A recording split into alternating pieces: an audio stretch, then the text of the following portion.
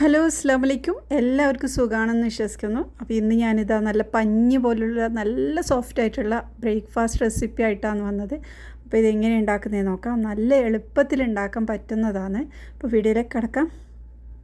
അപ്പോൾ ഇതിനായിട്ട് ഞാനിത് റവയാണ് എടുത്തത്.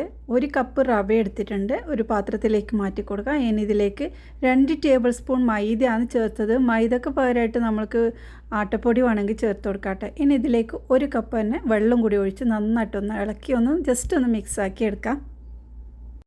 അപ്പോൾ അത് നന്നായി മിക്സായ ശേഷം നമുക്കിത് മിക്സിയിലോട്ട് ഇട്ട് നന്നായിട്ട് അടിച്ചെടുക്കുക. ഇത് വെള്ളം ഒഴിച്ചിട്ട് നന്നായി മിക്സാക്കി കഴിഞ്ഞാൽ നമുക്കത് ആ ഒരു രീതിയിൽ നന്നായിട്ട് അരക്കാൻ പറ്റും. അപ്പോൾ ഇതുപോലെ കുറച്ച് കട്ടിയിൽ തന്നെയാണ് ഇപ്പോൾ ഉള്ളത്. അപ്പോൾ നമുക്കത് ഈ ഒരു കട്ടിയിൽ നന്നായി അരക്കാൻ പറ്റില്ല. അതിലേക്ക് ഞാൻ 1 കപ്പും കൂടി വെള്ളം ഒഴിച്ചിട്ട് നന്നായിട്ട് അരച്ചെടുക്കുന്നുണ്ടത്. അപ്പോൾ നമ്മൾ ഈ 2 കപ്പ് വെള്ളമാണ് കേട്ടോ ഇതിനായിട്ട് ഞാൻ യൂസ് ആക്കിയിട്ടുള്ളത്. അപ്പോൾ നന്നായി അരച്ചെടുത്തതിന് ശേഷം ഈ ഒരു പാത്രത്തിലേക്ക് മാറ്റി കൊടുത്തിട്ടുണ്ട്. ഇനി ഇതിലോട്ട് നമുക്ക് കുറച്ച് പഞ്ചസാര ചേർത്ത് കൊടുക്കുക. 1/2 ടേബിൾ സ്പൂൺ പഞ്ചസാര ഇട്ടിട്ടുണ്ട്. അതുപോലെ ഈസ്റ്റാണ് ചേർത്ത് കൊടുക്കുന്നത്. 1/2 ടീസ്പൂൺ ഈസ്റ്റും പിന്നെ പാകത്തിനുള്ള ഉപ്പും കൂടി ചേർത്തോട്ട് നന്നായിട്ട് മിക്സാക്കി എടുക്കുക. അപ്പോൾ 1/2 ടീസ്പൂണോളം ഉപ്പാണ് ഞാൻ ചേർത്തത്. അപ്പോൾ ഈസ്റ്റ് നന്നായി മിക്സാക്കി അതിൽ യോജിച്ച് വരണം കേട്ടോ. അപ്പോൾ ഇത് നന്നായി മിക്സാക്കാൻ പറ്റിയില്ലെങ്കിൽ ഒന്നുകൂടെ മിക്സിയിലിട്ട് നന്നായി അരച്ചെടുത്താൽ മതി. അപ്പോൾ ഇതാ ഈ ഒരു രീതിയിലായിട്ടുണ്ട്. ഇനി നമ്മളിത് അരമണിക്കൂറെങ്കിലും റെസ്റ്റ് ചെയ്യാൻ വെക്കാം.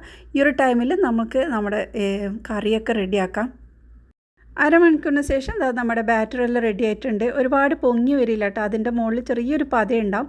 നമ്മൾ എത്ര സമയമല്ലേ വെക്കുന്നു, പക്ഷേ നല്ല സോഫ്റ്റ് ആയിട്ടുള്ള അപ്പനെ നമുക്ക് ഉണ്ടാക്കാൻ പറ്റും. അപ്പോൾ പാനൊക്കെ റെഡി ആയിട്ടുണ്ട്. നല്ല ചൂടായ പാനിലോട്ട് നമുക്കിത് കുറച്ച് ഒഴിച്ചു കൊടുക്കാം.